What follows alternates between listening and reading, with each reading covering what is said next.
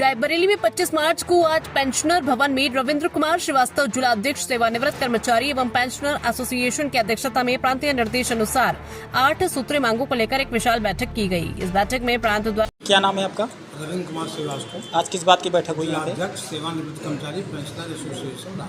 किस ये बात? मेरी बैठक प्रतिमाह 10 तारीख और 25 तारीख को प्रतिमाह बैठक है। लेकिन आज हमारा राष्ट्रीय आह्वान पे हमारे सेवानिवृत्त कर्मचारी पेंशनर्स एसोसिएशन उत्तर प्रदेश के द्वारा एक माननीय प्रधानमंत्री जी को 10 सूत्रीय मांगों में याचिका दायर करनी है। उसी में हस्ताक्षर अभियान हमारा 20 मार्च से शुरू है। उसी में आज हमारी बैठक यहाँ हो रही है। हस्ताक्षर अभियान चालू हो गया है। इसमें हमारे 10 मांगे। नंबर 1, 8वें वेतनमान में हमारे पेंशनरों को विभेद पैदा करके वो अलग कर दिया गया और भारत सरकार के राजपत्र 29/8/2008 के प्रकाशित निर्णयों के अनुसार कर्मचारियों, पेंशनरों, शिक्षकों के लिए अलग सीबीआई बनाई जाए। और पेंशन माननीय उच्च न्यायालय 1982 में नकारा बेंच ने कहा था पेंशनर कर्मचारियों का अधिकार है, ये कोई सरकार द्वारा दी गई दान या भीख नहीं है। उसके बाद 65 वर्ष की आयु पूर्ण होने के पश्चात 5 वर्ष पर हमें 5% पेंशन की वृद्धि की जाए। पेंशनरों को आयकर से मुक्त किया जाए। वरिष्ठ नागरिकों को रेल किराए में 50% की पूर्व की भांति छूट दी जाए।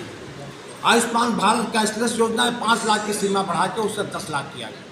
हमारी ओपीएस व्यवस्था बहाल की जाए। परंतु बड़े ही खेद का बिंदु है, माननीय प्रधानमंत्री जी भारत सरकार नई दिल्ली की कथनी और करनी कि ये हमारे राष्ट्र के पेंशनरों 1947 से लागू ये पेंशन व्यवस्था जो कि बुढ़ापे का एकमात्र सहारा है, इस पर ये कुठाराघात कर रहे हैं।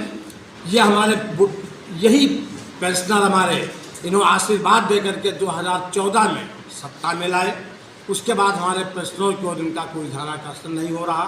जिस समय मार्च 2020 में कोरोना काल था, उस समय माननीय प्रधानमंत्री जी ने देश को आपात स्थिति बताते हुए 18 महीने डीए का एरियर मेरे पेंशनरों का और सेवारत कर्मचारियों, अधिकारियों सबका रोका। और 5वीं अर्थव्यवस्था होने के बाद आज तक हमारे 18 महीने डीए का एरियर का भुगतान नहीं किया गया। और जुलाई 2026 में हमारे डीए डीआरआर की घोषणा हो जाती है।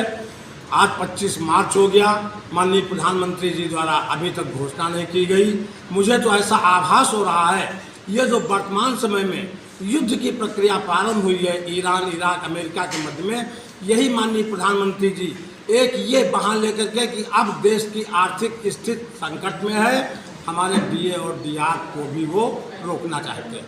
तो मैं ये अनुरोध करूंगा माननीय प्रधानमंत्री जी से कि इन पेंशनरों के परिवार हैं, इनके बच्चे हैं, उनके बच्चों की ओर ध्यान देते हुए राष्ट्र के पेंशनरों को, उनके परिवार को ध्यान देते हुए जो भी हमारी ये मांगे हैं, इनके जायज़ मांगे हैं, इनको पूरा किया जाए। ये पेंशनर रूपी परिवार आपका परिवार है, आप राष्ट्र के मुखिया हैं और मुखिया का दायित्व होता है कि वो अपने परिवार की हर तरफ से भरपूर रक्षा करे।